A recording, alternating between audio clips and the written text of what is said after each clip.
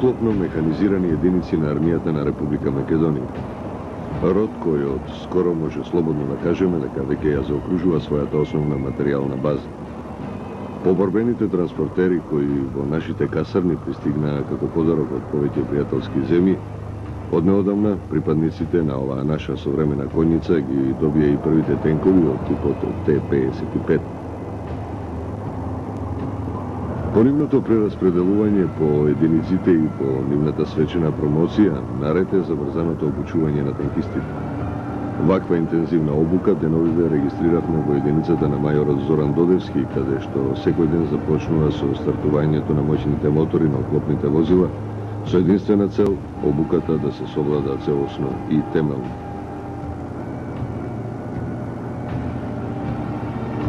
Обуката на припадниците на окопно механизираните единици во АРМ е комплексна, сама по себе заради обврските кои се извршуваат во овој род на армијата.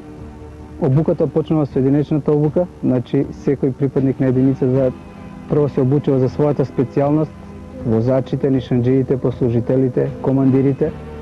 Следната фаза на обука е заедничката обука, тоест послугата се обучува како заеднички елемент и последната фаза е обука на единицата. Значи почнуваме од водови па до највисоките инстанции на единиците во АРМ во родот на оклопно механизираните единици. Обуката е комплексна, како што реков, тешка и бара голема прецизност и стручност од самите изведувачи и од самите војници кои се наоѓаат во нашата единица.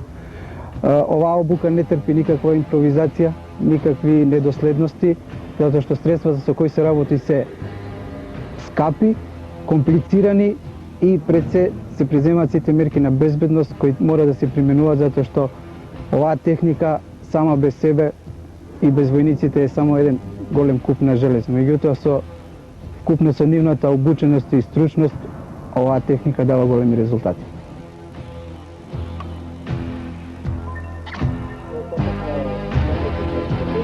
Обуката во оваа единица е веќе во поодмината фаза.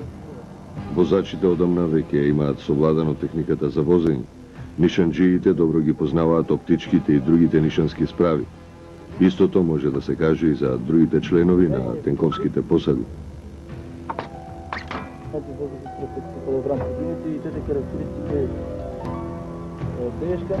После завршената обука, основната обука, во трајање од 20 дена, се поминува на првата фаза на обука во другот на околно механизирани единици, која трае, прва фаза која трае фактички околу 3 месеци или 60 работни дена.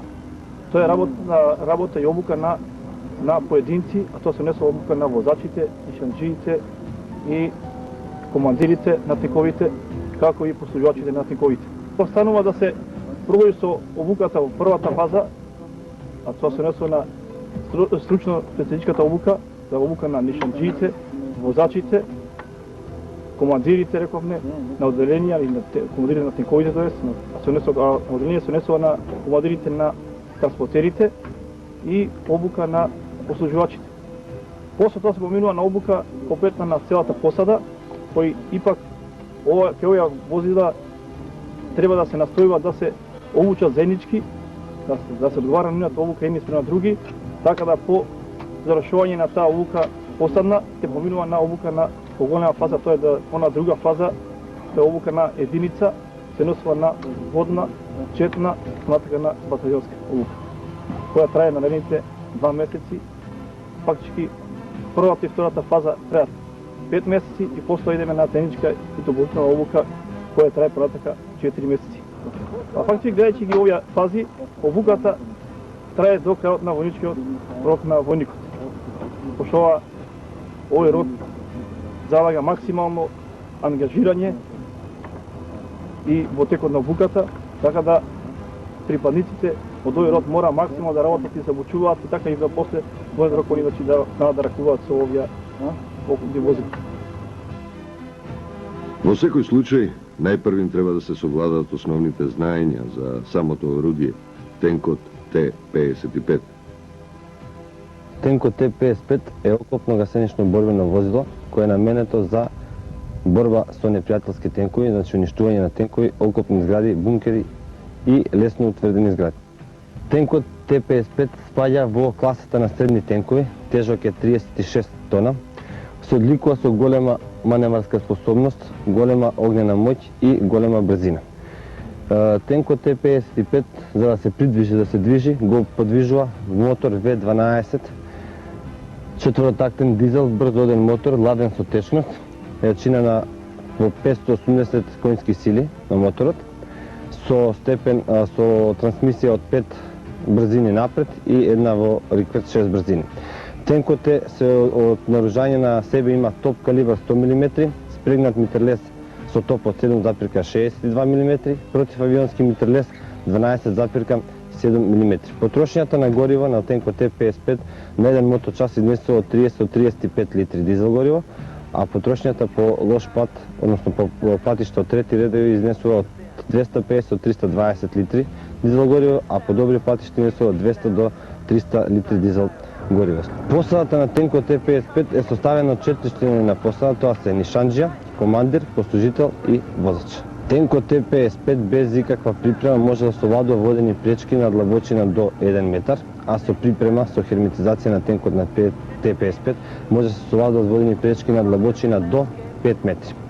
Може да совладува успон, може да совладува нагиб, успон совладува до 40%, а нагиб совладува до 30%. Може да се движи одлично и во снег, и во на калив терен, така да нема проблеми, затоа што клиренсот на тенкот изнесува 400 мм, односно 40 см од земјата.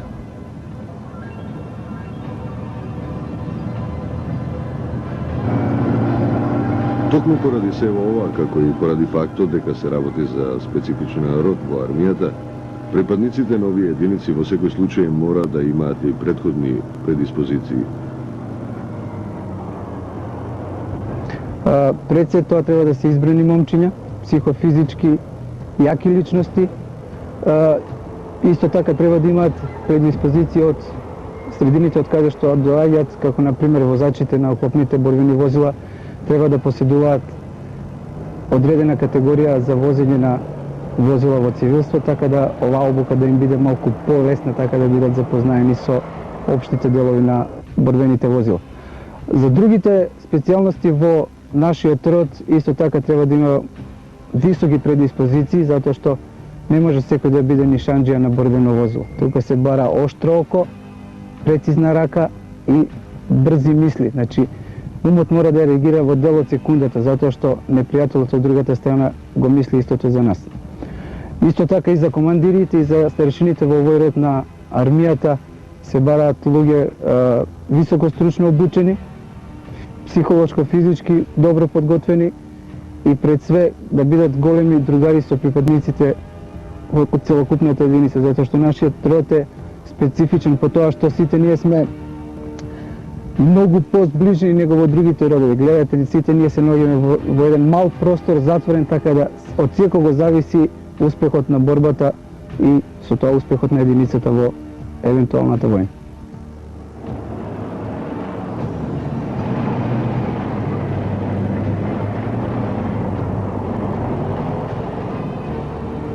Од самиот почеток на формирањето на армијата на Република Македонија како плод на поранешните искуства, беше заземен ставот дека со современите и скапи борбени системи ќе работат исклучиво професионалните војници. Специјалностите како што се возачите и нишанџиите на борбените возила се професионални војници, значи војници чие работно место е тој тенк, дали е возач, дали е нишанџија. Не само затоа што средството е скапо. Професионализацијата се бара затоа што тие луѓе треба да се врхунско обучени, затоа треба подолг период, значи времето е многу подолго за обука него за некои други родови и служби и штета е кога еден војник од регрутниот контингент ќе се обучи после одредено време си оди дома, така да размислувањата во нашата армија беа во тој смер, така да во нашата единица тие места се професионализирани, така да тие војници, возачи, нишанџи се професионалци.